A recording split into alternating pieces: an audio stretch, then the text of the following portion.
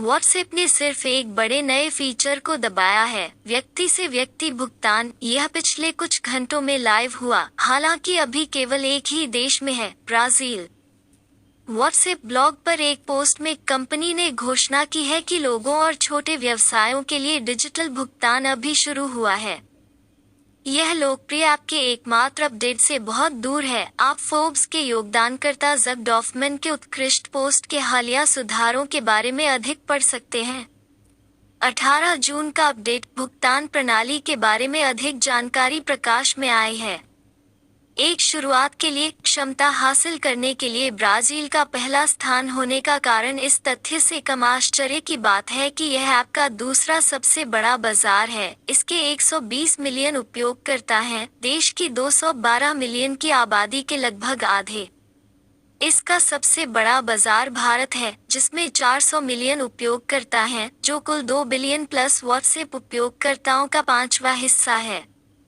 घोषणा के बाद से राइटर के साथ एक साक्षात्कार में व्हाट्सएप के मुख्य परिचालन अधिकारी मैट एडिमा ने कहा है कि अन्य देशों में विस्तार जल्द ही होगा, जो कि यह नहीं पता था कि सेवा की घोषणा कब की गई थी।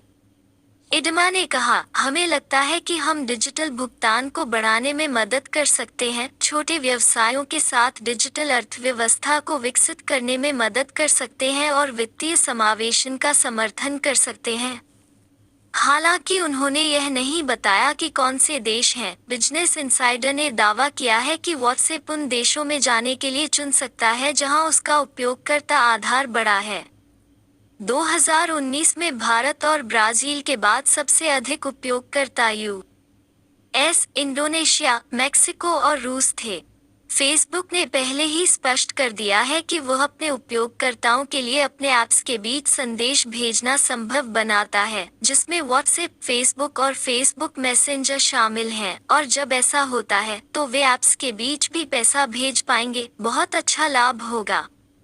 एडिमा ने यह भी कहा कि कोविड-19 महामारी के दौरान लॉकआउट वालों को लॉकडाउन में मदद मिल सकती है। हम एक दूसरे के साथ उस तरह की बातचीत नहीं कर सकते हैं जो हम आमतौर पर करते हैं। अगर आप किसी को नकद उधार देना चाहते हैं या यदि आप चाहते हैं स्थानीय व्यवसाय से कुछ खरीदें, भुगतान उपयोगकर्ताओं के लिए पूरी तरह से मुफ्त होगा। दोस्तों को पैसे भेजने या सामान या सेवाओं के लिए व्यवसाय का भुगतान करने के लिए खरीदारी करने पर व्यवसाय मालिकों से शुल्क लिया जाएगा, इसलिए भुगतान कंपनी के साथ साझेदारी करना आवश्यक था। व्हाट्सएप ने कहा था कि वह लेन देन की प्रक्रिया के लिए ब्राजील की सबसे बड़ी भुगतान कंपनी सिएलो के साथ काम कर रही थी। अब हमें पता चला है कि जब से इस खबर को सेवा की घोषणा की गई थी, तब सिएलो स्टॉक लगभग 35% उछल गया था, जबकि प्रतिद्वंद्वी भुगतान कंपनियों के स्टॉक में गिरावट आई थी, हालांकि कम मात्रा में। वापस क्यों यह विकास इतना महत्वपूर्ण है? ठीक है, ब्राजील केवल पहला कदम है, जाहिर है, और यद्यपि यूएस या अन्य देशों में उत्तर की ओर जाने वाले इस सुविधा से कोई वादा नहीं किया गया है, लेकिन इसकी बहुत संभावना है।